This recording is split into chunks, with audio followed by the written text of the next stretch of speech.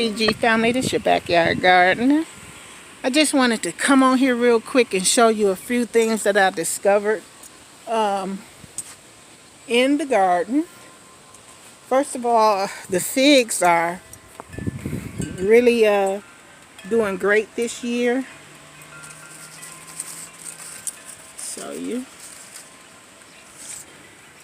And there's some on those back there. And so I'm real satisfied. We've been eating figs a lot. And I was looking at my peach tree and I was like, man, this peach tree have not produced not one peach. And my grandson was actually the one to discover that, yes, it has. See right back there? Let me see. Right up under there. Trying to make it where you can see it. It's a fuzzy little peach. Now I only see two, but I'm happy because at least it's producing something for me. Every year it get better. So I'm real excited about my peach tree. This is my dwarf mulberry, which is doing absolutely fantastic. This is one of my Leticia figs, which is doing absolutely beautiful. When I put these out here, I didn't have a shade cloth on these because the leaves had fell off and they were the thin leaves that produce in the house, but now they've grown back their own leaves. And these can tolerate the sun a lot better than my other ones. As far as over here, things are going pretty good. My grapes are getting fatter on the vines. I still have it in this bucket. I haven't uppotted it as of yet, but I will. This vine is not producing anything, but it's growing really, really well. So I'm satisfied with that. My persimmon here, it recovered very well from that frost. So I'm very happy with this as well. Now that I've taken this dwarf plant out of that wine barrel, it's starting to grow really, really well. My other plants is doing well. The apple tree, I put in a 40-gallon pot, is doing well. That's a dwarf. The only thing that's not is this this right here. But guys, it's so funny because when I scrape the canvia layer, it's still green. So I don't know what's going with my hardy almond. I'm going to have to put some thought into that and research. But over here, my plum is doing good with the weather. I'm going to do some low stress training, which is a term that we use in another type of gardening. But where basically I'm going to put little weights on here to kind of bend out my leaves to open it up so the tree doesn't grow straight up like we seen in that orchard, how everything was kind of bent. Right here is my DD Pharmacy sunflower collection, and it's doing very, very well. This one is starting to get a little head on it. This one is even starting to have a head on it. But yeah, it's coming along well. I'm looking forward to that.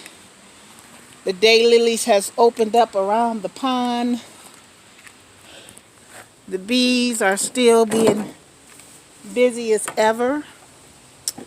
And over here is another one of my trees, my Asian pear. Now, I don't know exactly I had a problem with this tree, just a little bit, because if you ever grown fruit trees, you know that apples and pears are finicky. I was having a problem with this black leaf rot on my tips, but I think I got it under control with that dormant spray, and it's been jamming. It's been doing pretty good. I'm satisfied with everything other than this one little tree. And I'm thinking about ordering me another one and requesting my money back for that one. But we'll see how that goes. Again, I'm happy about these grapes. And my 2 little peaches on my peach tree over there. My blueberries have started to grow from the starter pots over here, which is great. Now, I get a lot of questions about my watermelon vines. A lot of people are saying, well, my vines are not growing. Remember, they like that hot weather, warm soil. Now we're getting it. Today is a cool day. We got a rainstorm, and we're like 67. But as you can see, they're starting to vine out. Plenty of flowers over in there, the yellow. So those are finally taking off. I was watching Essian Family Gardens channel, and he was talking about failures in the garden. And we all have them. Right here, for example, was where I planted my okra. The okra starts that I started was very healthy, but once I put them down and we got that dip in temperature and then that high heat, it killed them out. So sometimes it's not a bad idea to have a backup plan. Actually, it's a great idea as a gardener. Either you grow extra in case something dies, or you have a backup plan. And my backup plan for that bed will not be okra, unfortunately, but it will be Detroit red beets. I'm going to put in there. Over there further, you see my cucumbers are starting to climb. Marky Moores and straight 8s. All of my starts that I started from seed with my tomatoes are doing great. Got a little curl on this one because I had some damage right there on the stem. And I don't know where it came from, but I propped it up and was like, you know what? I'll just watch you. But going forth, it looks good. Aaron Hall pepper collection is doing good. Bell peppers. They're producing bells already. Even my littlest one. Got a little baby bell. Reapers.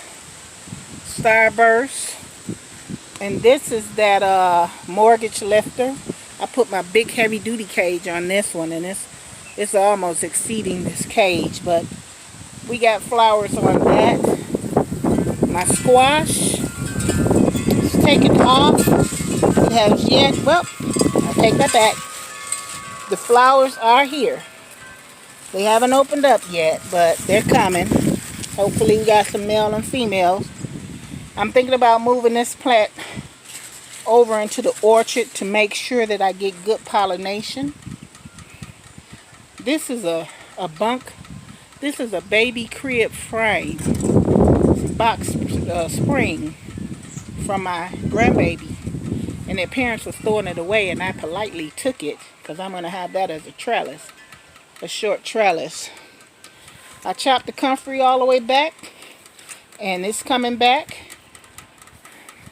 How to garden. This is my other mulberry that they sent me as a cutting.